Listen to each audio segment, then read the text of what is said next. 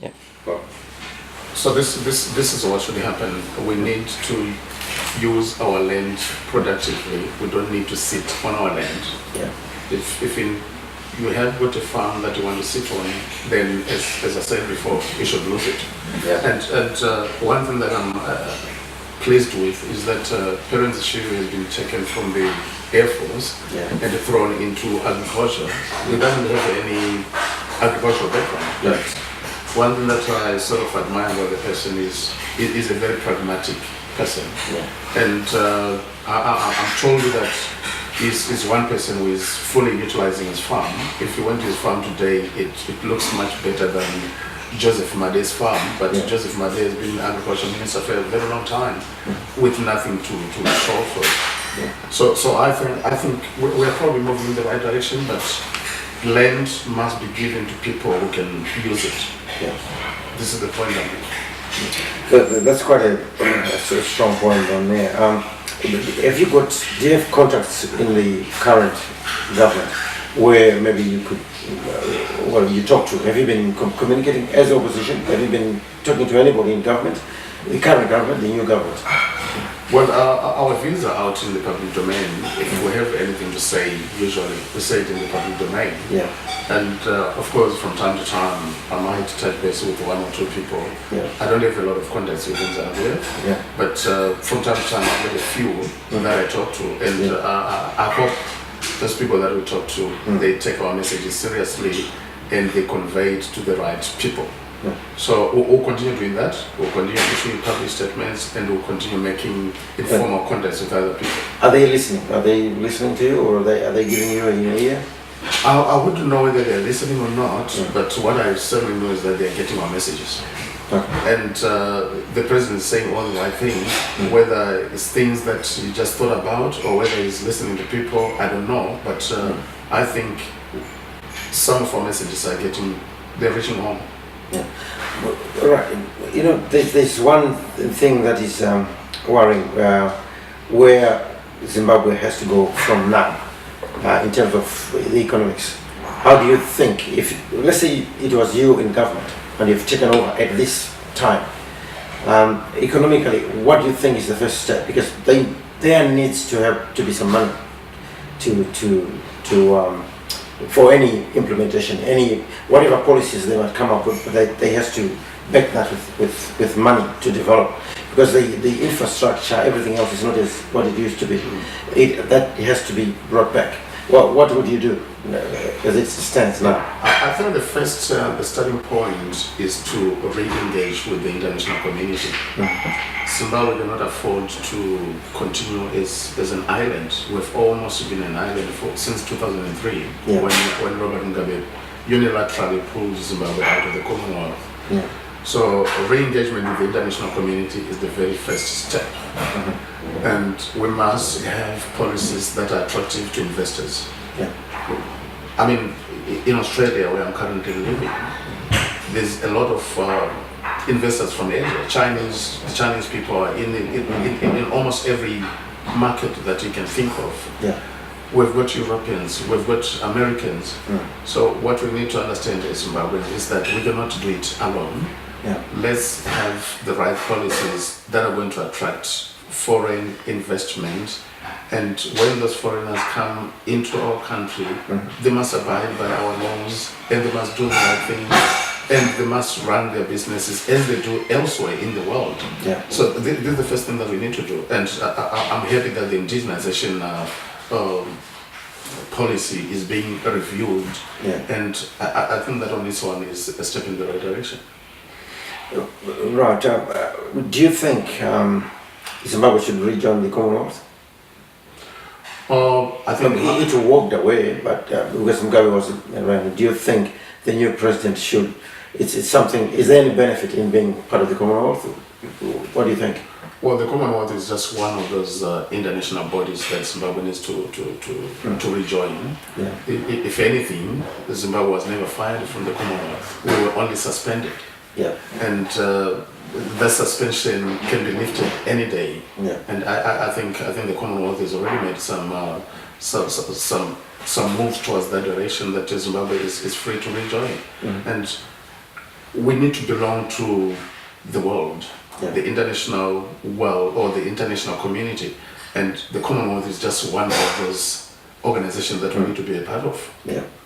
So I think there is benefits in. I'm a beneficiary of a Commonwealth scholarship, and I think the Commonwealth did a lot of things for Zimbabweans. Yeah. There are a lot of students that benefited from Commonwealth scholarship, and why don't we rejoin? The current president, a lot of people are skeptic. When you look around, they're skeptic that they might have been hoodwinked. This is all a ploy. This is all this.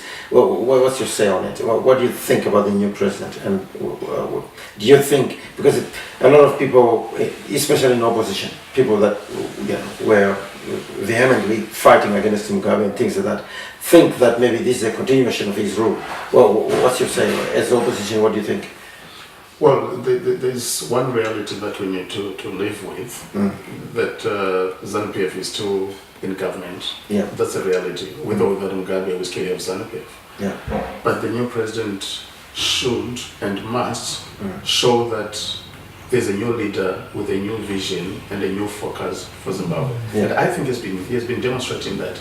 So we are now at a point where we need to show that Mugabe was moving left, and now we need to turn right. Okay. And I followed the new president's talk in South Africa recently, and he said he's from the military, and in the military, if you're told to turn left, you turn left. If you're told to turn right, you turn right, and there's nothing in between. Yeah. And it's now time for us to start moving right, because we've been moving left for the past 37 years. And I think, to be honest, of course, he came in through other means other than an election, but we should give him a chance and see what he's going to do.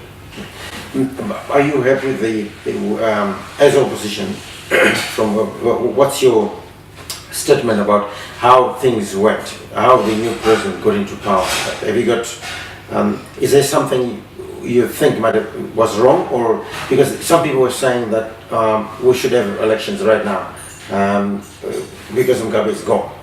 Not elections whenever they were meant to be done, because this president is not elected into power.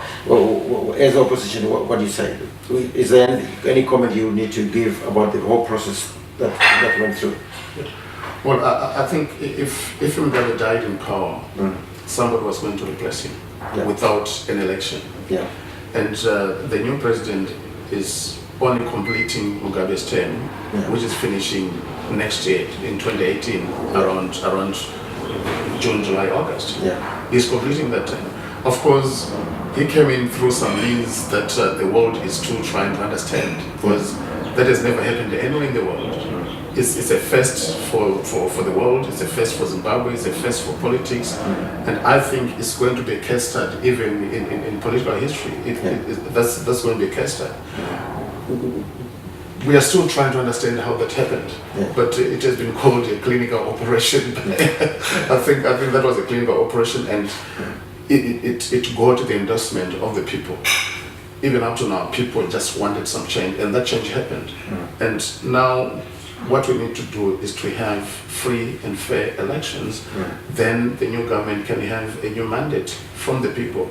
And given the direction that they are taking, I tend to believe that if they were to run a free and fair election, they could still win it, unless the opposition did something significantly different, which goes back to the point that I made earlier, that we need new leadership in the NDC.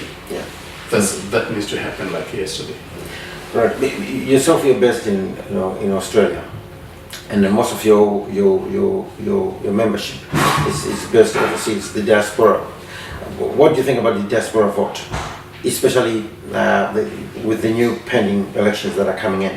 Well, what do you think needs to happen as an opposition?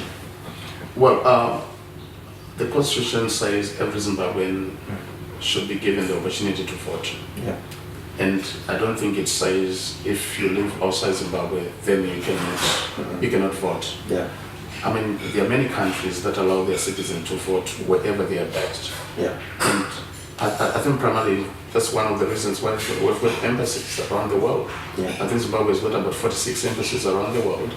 And what are those people doing if they don't allow their citizens to vote? But having said that, I don't see diasporans having the ability to vote in the next election. It might happen some other time, but not in the next election. Because one, it needs resources, and two, the government will be taking too much of a risk, because those people in the diaspora, nobody knows which direction they will go, and I think the government is a little bit skeptical about what the diaspora. Isn't that democracy?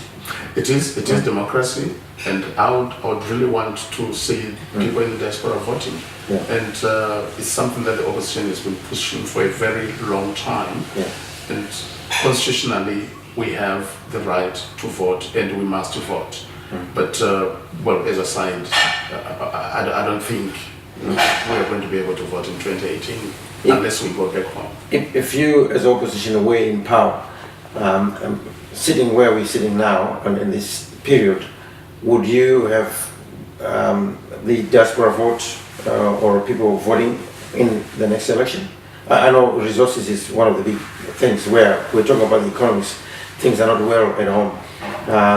Where there's no money, there's no cash flow, it might be a far stretch to actually do that, because you need a lot of resources to do it, and we've never done it before as a country. Would you come up with that, or is something you're able to do in future? Well, I think one thing that we need to be aware of is that participation in elections is a right. Yeah. We must not beg government to be allowed to vote. It's a right that every citizen must have. Yeah. So every citizen must have. So I think I would want to vote yesterday, not in the next election, not in the next election after 2018. I would like to vote yesterday. But practically, is it going to happen?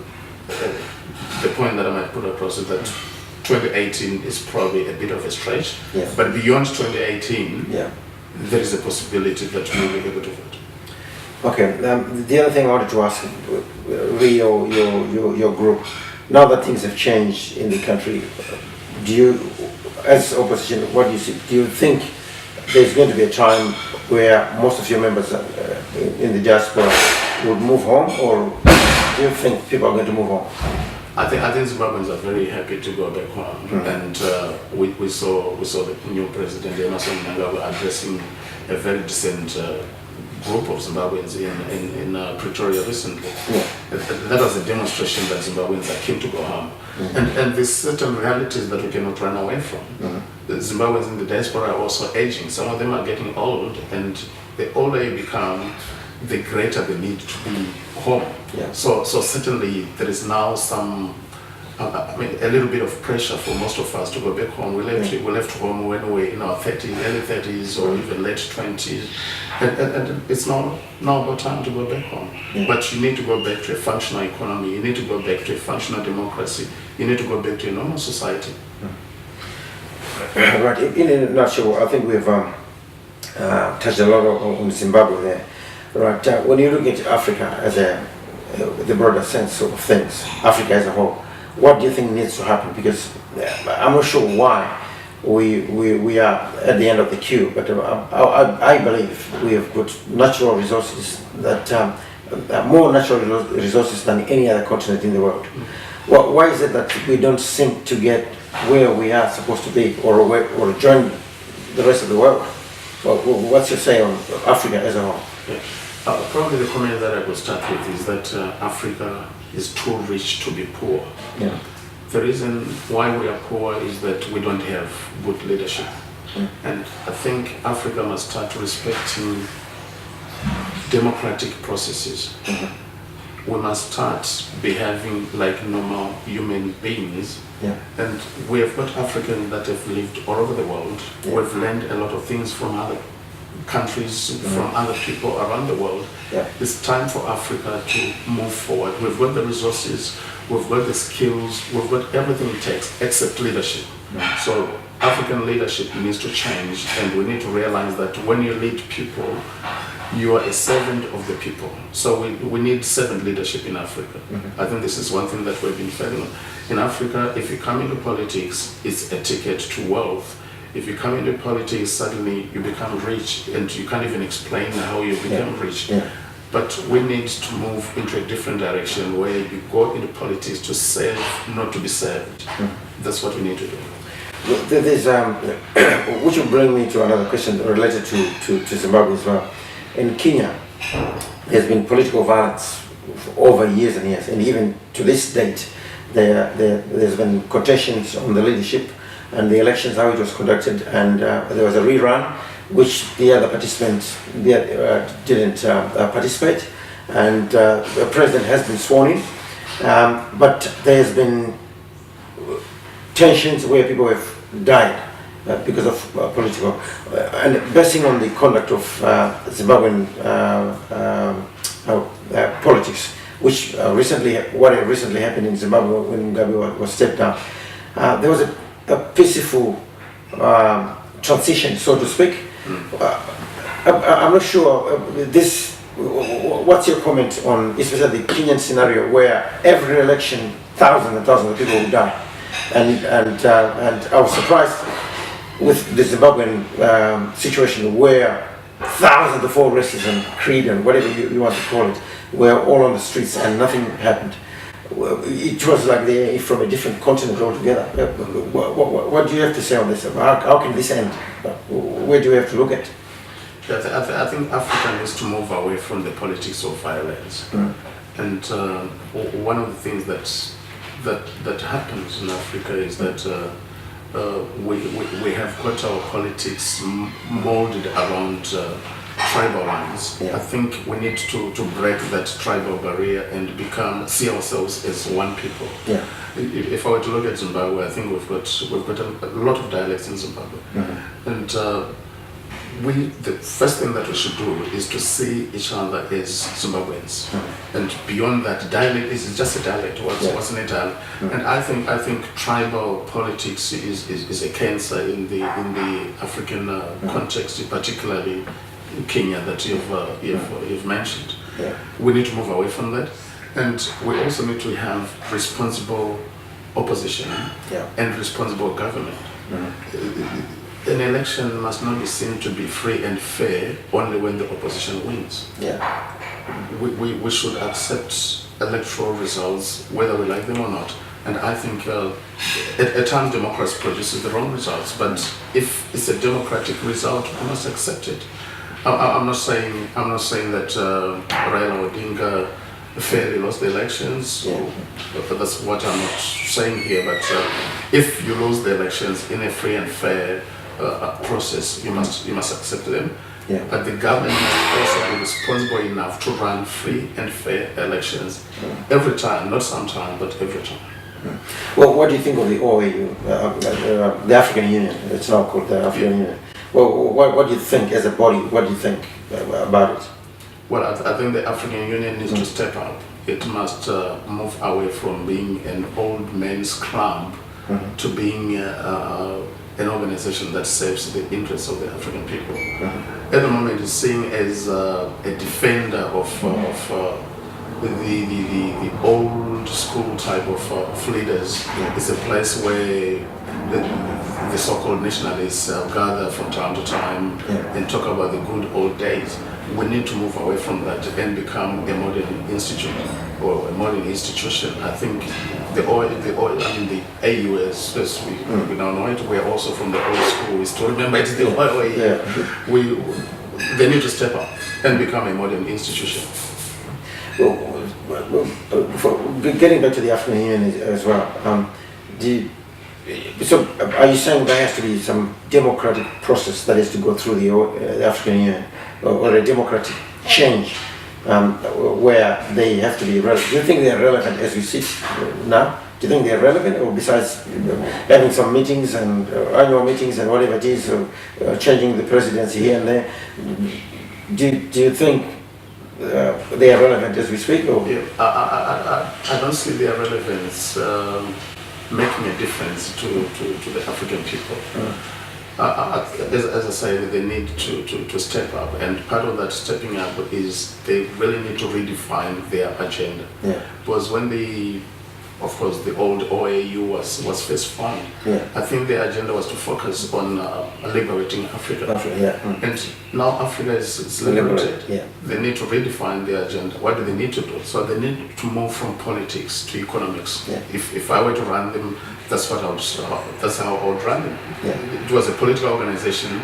Now it needs to be an African economic organization. That's the direction that they need to move in. Yeah. And they need new leaders to do that. They shouldn't be seen as an organization where people meet for tea and coffee and champagne once a while and protect their old bodies. We need to move away from that direction.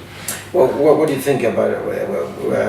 Like we've got Sudan. At the moment, there is like tribal, I would say, because there's two groups that are vying for leadership. There's a civil war again. Right? They had a civil war, and then they split from the main Sudan to form the southern Sudan. Right now, after all that torment and toil and war, they're now possibly there's going to be a war again. There is a war as we speak. Well, what do you have to say on that in relation to the African Union as well? What do you think about the Sudan as an individual country and the crisis they're in now, and African Union relevance to this? But I think the Sudanese crisis is very similar to what we've seen in Kenya. Yeah. They are both countries suffering from tribal or crisis, if I may call it that. Yeah. They need to move away from that. And I think the African Union, if it was a very strong body, they should have solved that problem by now. They must step in and try to solve that crisis. And for as long as the African Union remains the way it is today, I don't see them doing anything. Yeah. That's why I'm saying, like I said with the MDCT back home, they need new leadership. Yeah. I think the African Union also needs some new leaders. We need young people that should lead that organization into a totally different direction. As I said before, forget about politics, it's now time for economics. So, I mean, coming back to the South Sudan, I think it's a crisis that can be solved, but we need good leadership to do that. All right, and coming to Libya, okay. Whatever happened in Libya was because, as per se, they needed democracy. But what's your comment? What do you have to comment on that? Well, I think the Libyan problem will be around for a very, very long time, and again, it's tied to what you've seen in Iraq. I think what happened in Iraq is pretty much what has happened in Libya. Saddam was kicked out of power and was killed. The same happened to Gaddafi. He was kicked out of power. He was killed. But did that solve their problems? Probably not. So I think their problems have actually become worse than they were before. And to be honest, Libya was a lot more stable under Gaddafi than it is now. So again, we need to move away from thinking that when you take away a person, you solve the problem. It's the problem, yeah. Like coming back to Zimbabwe, Mugabe is gone. The problem's gone? Probably not. No. So we should move away from personalities and start looking at what is the problem, not who is the person. Yeah. Okay. And then the other thing is one of the last issues I want to talk about. There's the International Court of Justice at The Hague, of which some countries are signatories, some are not, some don't ascribe to it because they say there has to be some changes as well in there. And then we've got the political situation in Africa where we have some tyrannies, we have things that are happening that might need maybe people be accountable to, where maybe it touches on African Union as well. Do you ascribe to the International Court of Justice as it stands today, as the opposition? Is it something you would sign up to? Because I know Zimbabwe is not they didn't sign for that. Is it something you would ascribe to? Yeah, to be honest, I don't think we need to seek justice in the International Court of Justice. We need to seek justice in our own jurisdictions. Yeah. The reason why countries end up running to the International Court of Justice is because they would have failed to get justice within their own countries. Yeah. So what we need to do is to have a very strong judiciary system in our own countries. And once we have that, there's probably no need to go to Europe to seek justice. Why should Africans go to Europe to seek justice? It's a good thing to have, but let's start at home. Charity begins at home. Let us have very strong institutions at home to give people their rights, respect human rights. And at the end of the day, if we do that, like I said, there's no need to go to Europe to seek justice. Okay. Lastly, what do you have anything to say about Zimbabwe or about Africa as a whole? Is the main focus here?